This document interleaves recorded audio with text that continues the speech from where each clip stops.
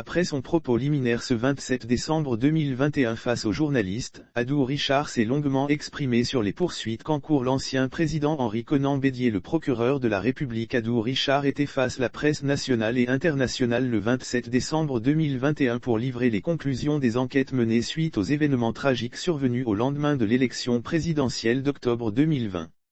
Il a même indiqué que l'ancien président Henri Konan Bédié et d'autres ténors de l'opposition ivoirienne peuvent être poursuivis dans le cadre de cette affaire. Adou Richard peut-il vraiment poursuivre Henri Konan Bédié? Henri Konan Bédié, faut-il le préciser avec force, est un ancien chef d'État et le procureur de la République Adou Richard le sait bien. C'est d'ailleurs pour cette raison qu'il a levé un coin de voile sur la procédure à entamer pour juger le président du Parti démocratique de Côte d'Ivoire.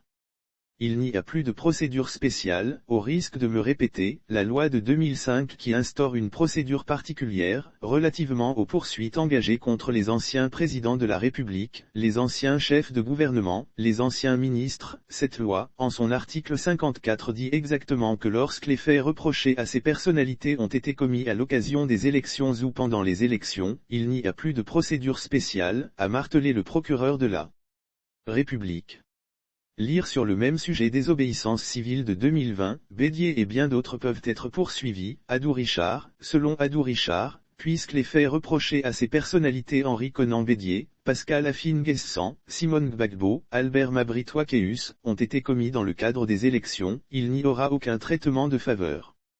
Les mis en cause ne bénéficieront pas d'immunité. En d'autres termes, même si le procureur de la République ne le dit pas ouvertement, l'ancien président Henri Konan Bédié, l'ex-premier ministre Pascal Afine-Guessant, les ex-ministres Albert Mabry Twakeus et Maurice Kakou-Guikahué ne bénéficieront pas d'immunité due à leur statut.